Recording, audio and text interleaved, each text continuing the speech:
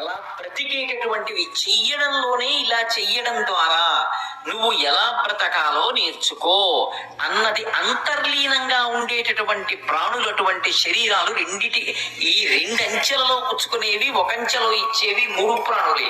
అందులో ఏనుగు ఒకటి. అందుకే ఏనుగు ముఖానికి అంత ప్రశస్తి వచ్చింది, ద్వైపం కాబట్టి. అందుకని మహాదంతి వక్త్రాపి పంచాస్య మాన్య. అంతేనా? కాదు. మహాదంతి అంటే పెద్ద ఏనుగు. ఏనుగు ముఖాన్ని మీరు తెలిసి కానీ తెలియక కానీ చూశారనుకోండి. అందుకే పూర్వం మహారాజుల ఇంటి ముందు ఎప్పుడు కూడా ఏనుగులు నిలబడి ఉండేవి. ఎక్కడో ఏనుగుల శాలలో కట్టడం కాదు, మహారాజు ఇంటి ఎదురుగుండా ఏనుగులు ఎప్పుడు గీంకరిస్తుంటాయి. రావణాసురుడు పరమశివుడి మీద స్తోత్రం చేశాడు. స్తోత్రం చేసి దానికి ఫలశ్రుతి చెప్పాడు. ప్రతిరోజు ప్రదోష వేళలో ఎవరు ఈ స్తోత్రం చదువుతారో వాళ్ళ ఇంటి ముందు ఏనుగులు తొండములెత్తి గీంకరిస్తూ ఉంటాయి అన్నాడు.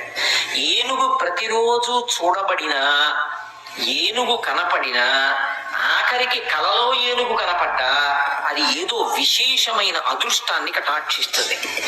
ఏనుగు ముఖాన్ని ఒకసారి చూస్తే చాలు, ఐశ్వర్యం కలుగు, పీడ పోతుంది. అంత గొప్పది ఏనుగు. ఎందువలన అంటే ఏనుగు యొక్క కుంభస్థలంలో లక్ష్మీదేవి ఉంటుంది. అందుకే ఒక చక్రవర్తి వెళ్ళాలి అంటే ఏనుగు యొక్క కుంభస్థలానికి దగ్గరగా అంబారీ కట్టి కూర్చోబెడతారు. ఎందుకని? ఆయన చక్రవర్తి కాబట్టి లక్ష్మీ స్థానం మీద పెడతారు. ఒక మహావిద్వాంసుడు ఉన్నాడు అనుకోండి, అంతటి మహావిద్వాంసుడు అంటే ఆయన్ని గౌరవించాలి అంటే ఏనుగు మీద కూర్చోబెట్టి పురవీధులలో ఊరిగింపు చేస్తారు. గజారోహణం చేశారండి ఆయనకి అంటారంటే, ఏనుగెక్కించారండి ఆయన్ని అంటారు. ఏనుగు ఒక్కటే అంత ఉత్కృష్ట ప్రాణి. లక్ష్మీ స్థానం కుంభస్థలంలో ఉంటుంది. 5 చోట్లే ఉంటుంది లక్ష్మీదేవి. 1 ఏనుగు కుంభస్థలం, 2 ఆవు యొక్క వెనక తట్టు, 3 తామర పువ్వు, 4 మారేడు దళం యొక్క వెనుక భాగం, అంటే ఈనెలు ఉంటాయే ఆ ఈనెలు ఉన్నటువంటి ప్రాంతం, 5వది పెళ్ళైనటువంటి ఆడది అంటే సువాసిని యొక్క పాపట ప్రారంభ స్థానం. బొట్టు ఇక్కడ పెట్టుకుంటారు, మంచిదే, ఇక్కడ పెట్టుకోవాలి. ఇక్కడ బొట్టు ఉంది అంటే లక్ష్మీ కటాక్షం ఉంటుంది. భర్తకి లక్ష్మి ఎందుకు ఉంటుంది అంటే భార్య ఇక్కడ బొట్టు పెట్టుకుంటుంది కాబట్టి. సువాసిని యొక్క పాపట ప్రారంభ స్థానం లక్ష్మీ స్థానం. ఈ 5 లక్ష్మీ స్థానాలు. అందులో ఏనుగు కుంభస్థలం ఒకటి. ప్రతిరోజు తెలిసి కానీ తెలియక కానీ ఏనుగు ముఖం వంక ఒకసారి చూశారనుకోండి, అలక్ష్మి తొలగిపోతుంది, లక్ష్మి కటాక్షిస్తుంది. అంటే ఏది దరిద్రాన్ని కల్పిస్తుందో, ఏది దురదృష్టాన్ని ఇస్తుందో అది దూరంగా వెళ్ళిపోతుంది. ఏది కలిసి వచ్చేట్టు చేస్తుందో అది కలిసి వచ్చేటట్టు చేస్తుంది. ఇది దేని వలన సంభవము అంటే ఏనుగు యొక్క ముఖాన్ని చూడడం వల్ల సంభవం. ప్రతిరోజు ఏనుగు ముఖం మనకు ఎలా కనపడుతుంది? అందుకే తాను దేవతా స్వరూపమై ఏనుగు ముఖంతో నిలబడ్డాడు ఆయన. మనం ఆదో ఉద్యోగనాధిప ఒక్కసారి విఘ్నేశ్వరుడి మూర్తి వంక చూసి ఇలా నమస్కారం చేశామనుకోండి, ఏనుగు ముఖాన్ని తెలిసో తెలియకో మీరు చూశారు కాబట్టి దురదృష్టం పక్కకెడుతుంది, అదృష్టం కలిసి వస్తుంది. అంతటి అనుగ్రహాన్ని ఇవ్వగలిగిన వాడు ఎవరు అంటే ఒక్క ఏనుగు ముఖంతో ఉండేటటువంటి విఘ్నేశ్వరుడి వలన మాత్రమే సంభవం అవుతుంది. అందుకే శ్లోకం పూర్తి చేస్తూ కళ్యాణ రూప అన్నారు శంకరాచార్యుల వారు. కళ్యాణ రూప అంటే చూసినంత మాత్రం చేత ఎవరు శోభనములను ఇవ్వగలరో, ఎవరు శుభములను కటాక్షించగలరో అటువంటి వాణ్ణి కళ్యాణమూర్తి అని పిలుస్తారు. అంటే మనకి శుభములను ఇవ్వగలిగిన వాడు. ఆయనకి మీరు ప్రత్యేకంగా ఇంకా ఏం చేశారు అన్నదాంతో సంబంధం ఉండదు. మీరు ఒక్కసారి ఆయన వంక చూస్తే చాలు, ఆయన సమస్త అనుగ్రహములను ఇచ్చేస్తారు. అలా ఇవ్వగలిగినటువంటి కళ్యాణ రూపం ఉన్నవాడు కాబట్టి ఆయన మహాదంతి భక్త్రాపి పంచాస్య మాన్య, అంత గొప్ప ఏనుగు ముఖంతో ప్రకాశిస్తూ ఉంటాడు. అంతేనా దాని విశేషం? కాదు. అందులో ఇంకొక పెద్ద రహస్యం ఉంది. ప్రాణులన్నిటిలోకి పెద్ద ప్రాణి ఏది అంటే ఏనుగు. కానీ దానికి ఒక గొప్ప వైభవం కూడా ఉంది.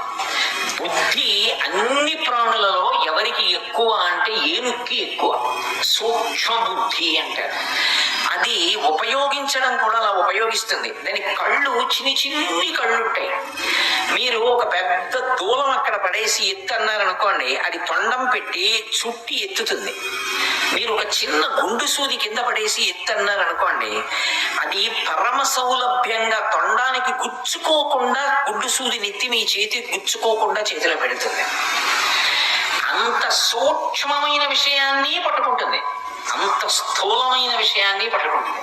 అణోరణీయాన్ మహతో మహీయాన్, అంత చిన్నదాని దగ్గరికి వస్తుంది, అంత పెద్దదాని దగ్గరికి వెళ్తుంది. ఇంత బుద్ధి వికసనం కలిగినటువంటి ప్రాణి లోకంలో ఏనుగొక్కటే. మిగిలిన దేనికి కూడా వైభవం లేదు. రెండు, ఏనుగు ఒక్కదానికే ఒక విశేషం, మిగిలిన ఏ ప్రాణికి ఆ విశేషం లేదు. కొన్నాళ్ళు మచ్చిక చేసుకున్నారనుకోండి, దాన్ని కట్టడానికి తీసుకొస్తున్నారనుకోండి, అది మొరాయిస్తుంది, రాదు. అంతవరకు ఎందుకంటే ఒక ఆవు ఉందనుకోండి, పరదేవతా స్వరూపం. కానీ ఆవుని మీరు కొంతసేపు బీడిలో వదిలేసి మీరు కట్టుపోయి దగ్గరికి ఆవుని తీసుకొస్తున్నారనుకోండి, అది రాదు, మొరాయిస్తుంది, కాళ్ళు నిగడకని నేను రానంటుంది. గట్టిగా లాగి తీసుకురావాలి పలు పట్టుకుని. ఒక్క ఏనుగు మాత్రం ఏం చేస్తుందో తెలుసా? దానికి తెలుసు, నేను తలుచుకుంటే పక్కన ఉన్నటువంటి మావటి వాడిని తొండం పెట్టి చుట్టి నేలకేసి కొట్టగలను, కింద పారేసి నా పాదం పెట్టి తొక్కేయగలను తెలుసు.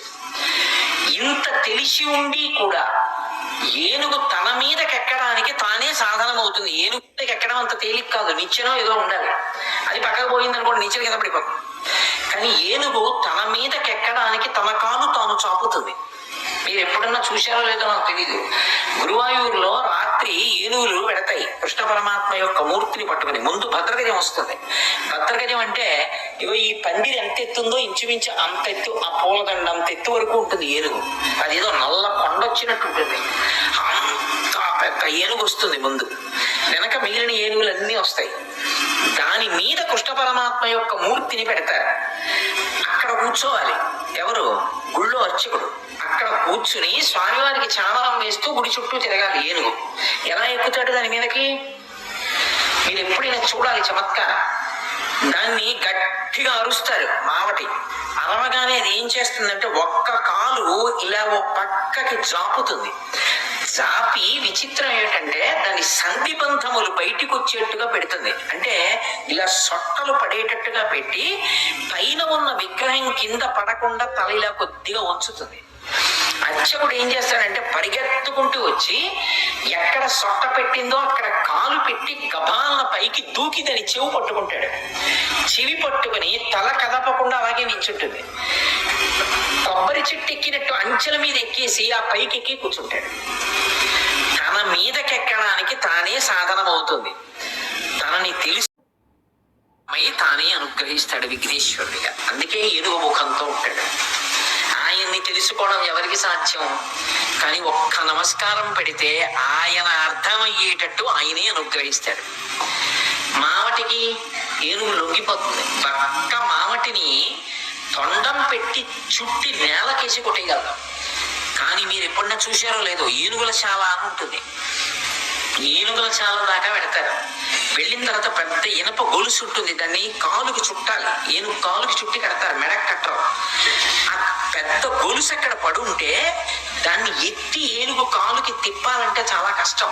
ఏనుగు ఏం చేస్తుందంటే పడితే తన కాలు ముందుకు పెట్టి గుండ్రంగా స్తంభంలా ఉంటుంది. ఆ స్తంభం పక్కన తన కాలు చాపి తన తొండంతో గొలుసు తీసి చిక్కు లేకుండా చేసి తన కాలు చుట్టూ తిప్పి మావటి చేతికి ఇస్తుంది. యువతలకి తిప్పి తాళం కప్పేసేస్తాడు. ఇప్పుడు తనని కట్టడానికి కాలు చాపింది ఎవరు? ఏనుగే. తన కాలుకి గొలుసు చుట్టుకున్నది ఎవరు? ఏనుగే. తాళం వేసేయమని అందించింది ఎవరు? ఏనుగే. ఇంత గొప్ప పరమాత్మ అయినటువంటి విఘ్నేశ్వరుడు మనలాంటి చిన్న భక్తుడికి వశుడైపోయి నేను నీ చేత బంధింపబడతాను రా అని మన గుండెల్లో కూర్చుంటాడు.